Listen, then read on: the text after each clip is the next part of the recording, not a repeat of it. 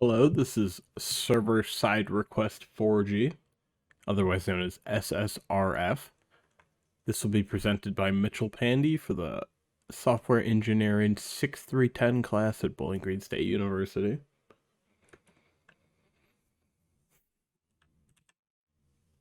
What is SSRF?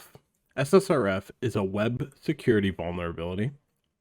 This vulnerability allows an attacker to make requests to a remote server through the use of a other remote server. These requests can connect to internal servers,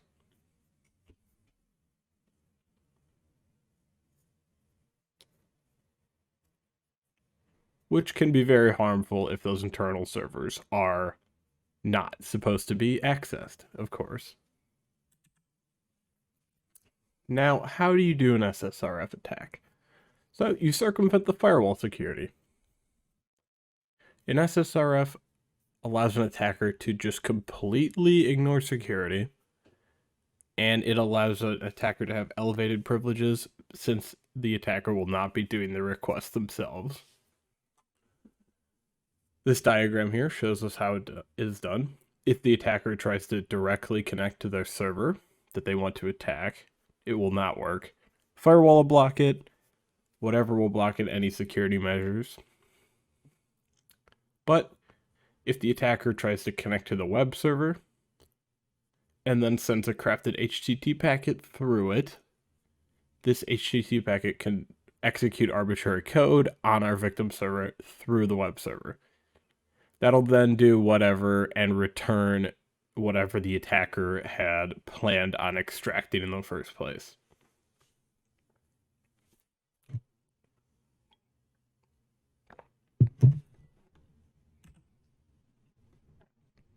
Now, how do we identify when one of these attacks is happening? We can see when HTTP requests are being sent to internal servers that you would not expect them to be sent to, from a server that you would not expect it to be sent from. We can also check if IP values are used outside of the expected values.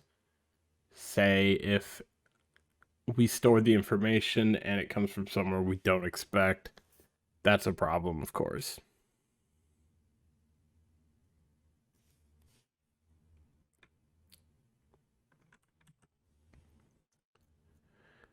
Now, where can SSRF attacks occur? As we saw in the, or as we can see in the diagram here, there's two areas that they can actually occur. The first being in the initial crafted HTTP request, the second being any protocol that comes after that, which could also just be another HTTP request. From this diagram, we can see the attacker sends a crafted HTTP packet to a vulnerable application, say whatever web server it wants. That vulnerable application will, of course, make a request to the targeted application from the crafted HTTP request, which will send a response to the vulnerable application, which will send a response to the attacker. Now, the HTTP request of the second area here can actually be an FTP, an SMTP, any internet protocol.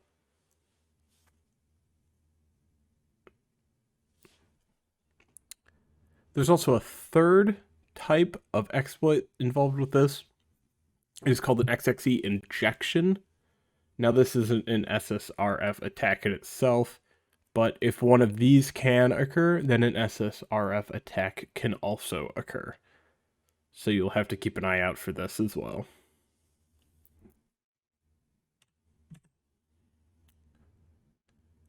Now, there are three areas where you can have possible mitigations. The first being input validation. The second being your URLs that you can accept through your web server. And the fourth being your network layer itself, such as your firewall.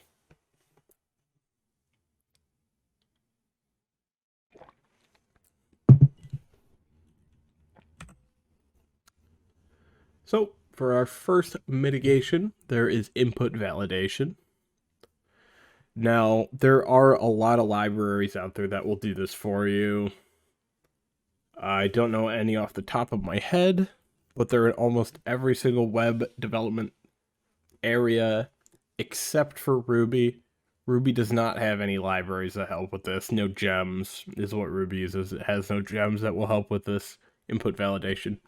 So you have to make your own regex for these domain verifications.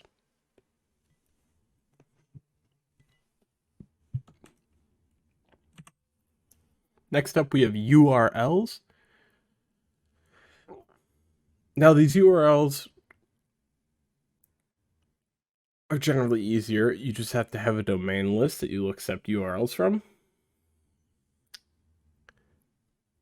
Or you just don't accept any incomplete URLs in general. Now, if you do have to accept a complete URL, then only accept them from, once again, your valid domain list, just to make sure that you don't have any issues.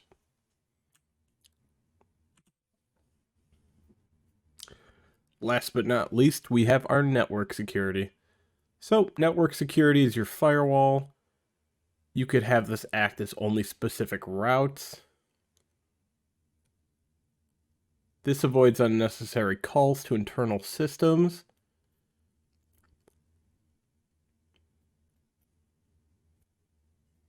Now, if your firewall is placed before your vulnerable application, this will not be an effective thing, but generally the firewall will be placed after, as a crafted HTTP packet will be very, very hard to detect.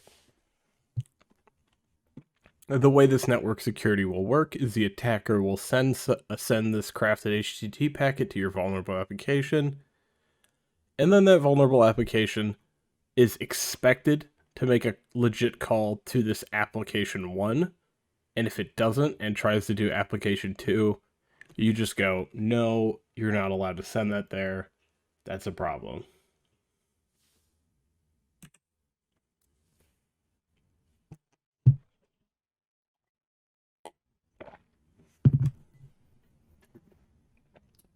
Now, here's an example of our regex.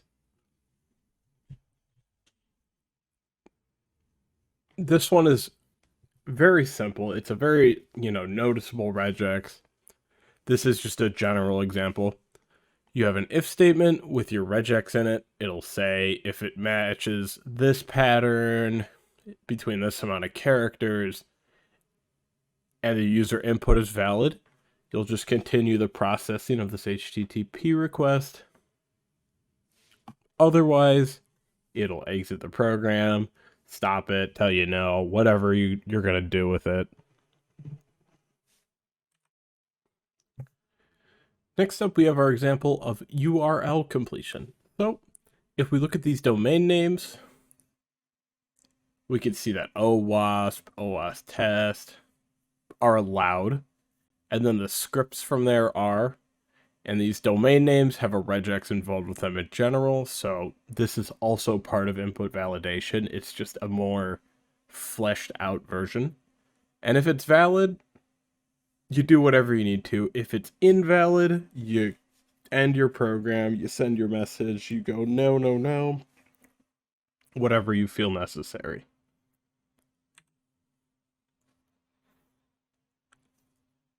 Lastly, we'll have our firewall. Now, this is part of network security. It's not a regex, but it is a domain validation piece.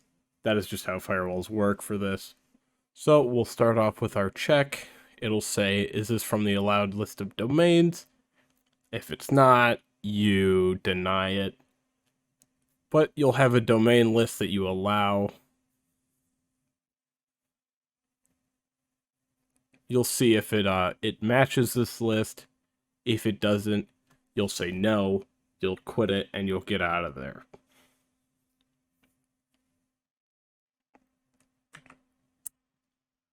Thank you for listening to my presentation. Once again, I'm Mitchell, and this was SSRF Attacks.